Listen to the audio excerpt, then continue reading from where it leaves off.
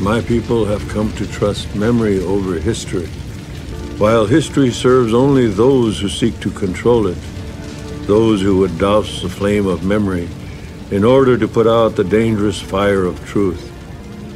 Beware these men, for they are dangerous themselves and unwise. Hidden deep beneath the canyon walls of the New Mexico desert lies a mysterious ancient city, a place of magic rituals, astronomical alignments, and supernatural legends. This massive city was lost for centuries when its occupants seemingly vanished overnight, nearly 1,000 years ago. To this day, archaeologists and historians are unable to piece together exactly what happened here. So we traveled into the ruins, looking for any clues that will help us understand the true history of the canyon. What we soon would discover is a history far more shocking than anyone can believe. So join us for a unique look into Chaco Canyon, home of the Ancient Ones. The Anasazi were an ancient culture that lived in the Colorado Plateau.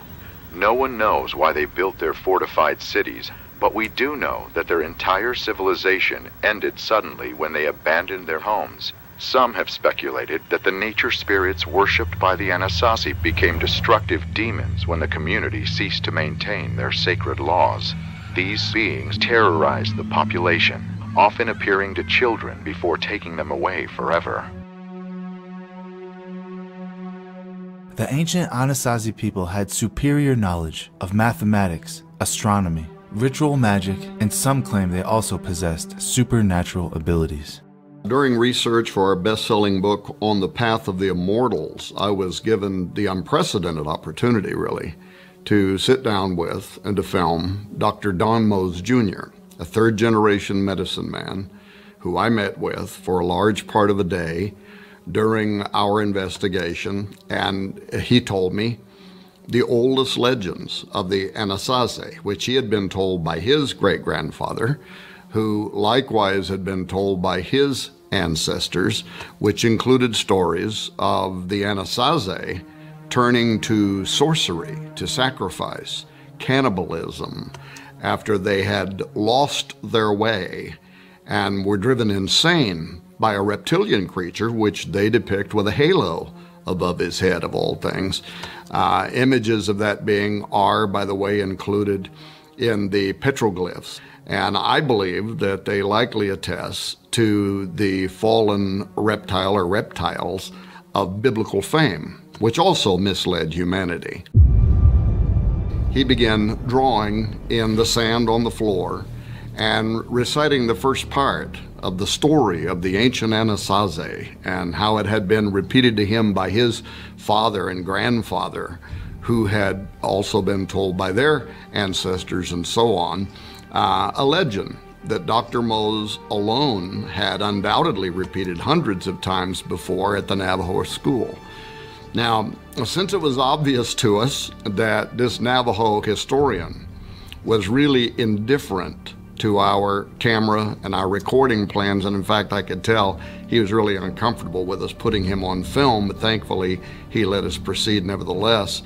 But I sat there and listened respectfully as he proceeded for nearly 2 hours to describe to this white man what's only ever been allowed a few times in history before, and that is the legendary stories of creation, of giants, of a great flood, of a reptilian deceiver, all from the voice of the nation's top medicine man. Dr. Mose even sang to us in the antiquated tongue of what I would call Old Testament history, paralleled in their earliest antiquity using the Navajo language. For centuries, tribal elders have been telling stories of unbelievable supernatural events that occurred in the canyon. Events so shocking, the Ancient Ones carved pictures depicting these events into the canyon walls as a semi-permanent record of what happened here. The 15-mile-long canyon is home to over a dozen large complexes. The largest, named Pueblo Bonito, has over 800 rooms and sections that were over 5 stories tall. Tucked away on a cliff face, hidden behind Pueblo Bonito lies one of the canyon's most telling secrets. 3 feet carved into the mountainside with 6 toes each. Are these 6-toed carvings showing the feet of a Nephilim giant depicted in the Bible? From the Book of Chronicles, chapter 20, verse 6, quote, "And yet again there was war with Gath, where was a man of great stature, whose fingers and toes were 24, 6 on each hand and 6 on each foot, and he was also the son of a giant." Legends from all over the American Southwest speak of giants, 6-fingered, red-haired giants that used to terrorize these people. They speak of evil, cannibalistic giants that would terrorize the tribes with their hunger for human flesh. These giants are said to have inhabited these areas for thousands of years. Not only do they speak of giants, however, they also mention monstrous creatures that were summoned into the canyon. These creatures were carved into the canyon walls for everyone to see. Not only did Dr. Mose substantiate the age-old and globally recorded story of those who come through portals and the impact that they have had on biblical and global history, past and present, not only did he weave Navajo Indian myths and legends seamlessly with our understanding of the 6 days of creation, the arrival of the Nephilim, and their connection to judgment by a global flood, followed by the repopulating of people around the world, and then a second incursion of the giants. But there were several instances in which, when I pushed Dr. Mose for greater detail, he would go off script, actually delineating from the official Navajo storyline to provide greater consistency between history and the way the Bible itself recorded certain events. For example, as Mose was following the official storyline, the one that you would get from the Parks Department in the 4 corners of the U.S., about how the Anasazi didn't disappear, but rather they slowly migrated out of the area and became the modern Pueblo Indians, I expressed doubts to Dr. Mose about that story. And he responded by grinning just a little bit and saying, "Well, I probably shouldn't tell you this, but," and then he proceeded to tell us the older stories that his grandfather had repeated about these mysterious people actually disappearing after they came under mind control from a reptile with a halo, this carnivorous creature, suspiciously similar to what I later described in the Path of the Immortals book as fiery seraphim, which comes from the Hebrew seraph, the Hebrew Old Testament fiery serpent. All throughout Chaco Canyon are these massive circular structures called kivas. The kivas are perfect circles that are built into the earth for the purpose of magic rituals, ceremonies, and religious practices. They were used extensively by the Anasazi, who, according to their own verbal history, used the kivas to summon monstrous creatures into this dimension. Now, another case in point is when I told Dr. Mose what we had learned from the Apache about cannibalistic giants and then God destroying them in a flood. And he looks right into the camera and he says, "Oh, yes." And then he reaches over and he picks up this illustrated book that he had authored that's used in the Navajo Nation schools and libraries. And he opened to show us an artist depiction of a giant that had stood between 30 and 40 feet tall. And then he starts saying there was this time when the earth was infested with such great giants and alien gods that came down and destroyed and ate the people. Some of them were in human form. Others, he said, were monsters like human-animal hybrids, which I think the Old Testament also describes.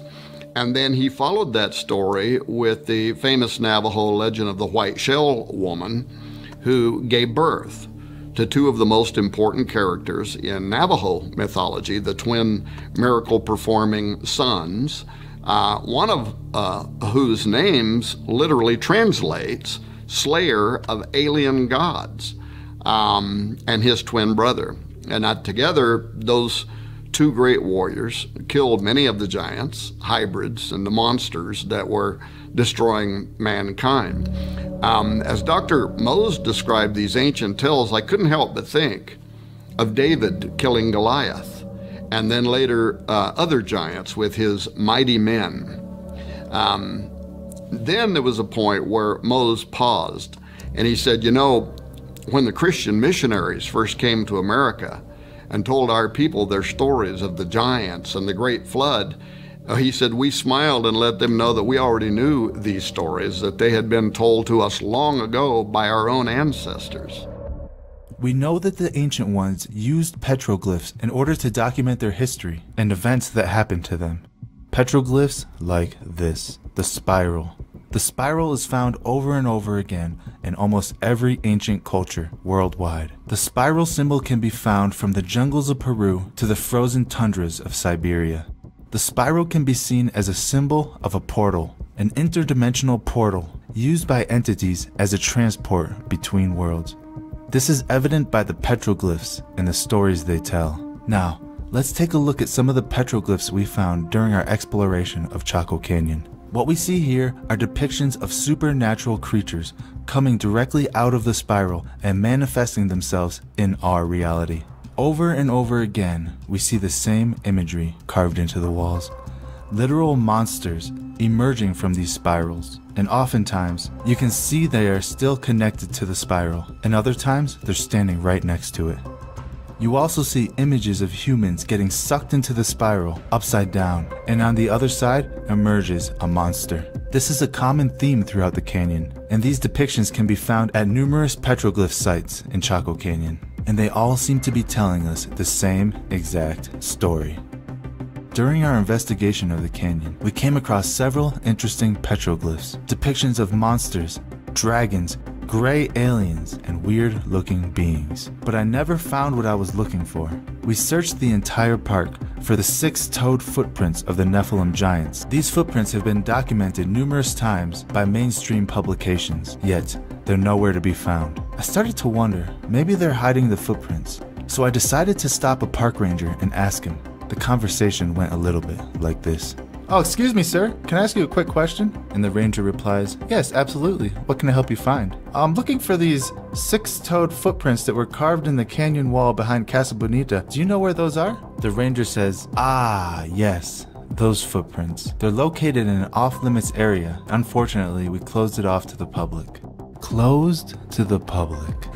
Makes you wonder what else they have closed off to the public. And as we were about to leave the park, we decided to go and watch the 30-minute video inside the visitor center. And what we saw was shocking. They showed us petroglyphs from inside the park like no other we have ever seen.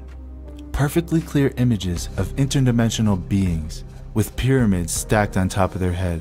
We walked through the entire park and did not see these petroglyphs. So it made me wonder, where are these petroglyphs and what else are they hiding from us?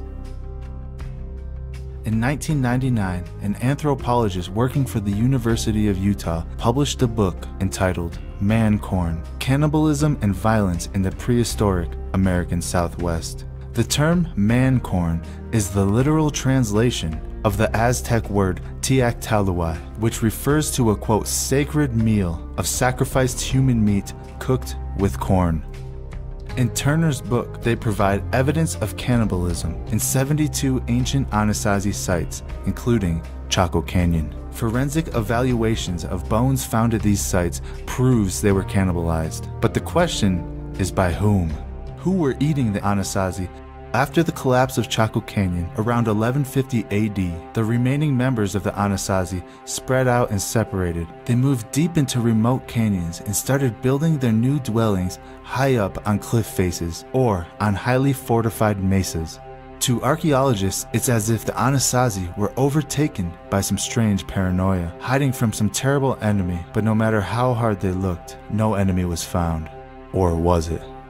And keeping in mind that these legends materialized globally at approximately the same time, it's more likely than not, in my opinion, that the universal story agrees with the record of every major culture of the ancient world in which the astonishingly consistent story is told of gods that descended from heaven and or came through spiral vortices to materialize in bodies of flesh. From Rome to Greece, and before that to Egypt, Persia, Assyria, Babylonia, Sumer, the earliest records of civilization tell of the era when powerful beings known to the Hebrews as watchers, and in the book of Genesis as the Bnei Ha-Elohim, the sons of God, mingled themselves with humans, giving birth to part celestial, part terrestrial hybrids known as Nephilim. The Bible says this happened when men began to increase on earth and daughters were born to them, when the sons of God saw the women's beauty, and they took wives from among them to sire their unusual offspring. I believe a record of this first incursion of hybrid humans and six-toed giants is recorded in Genesis 6:4, when it says there were giants in the earth in those days. That's the first incursion before the flood. And also after that, that is after the flood, the second incursion, when the sons of God came in unto the daughters of men, and they bare children to them. The same became mighty men which were of old, men of renown.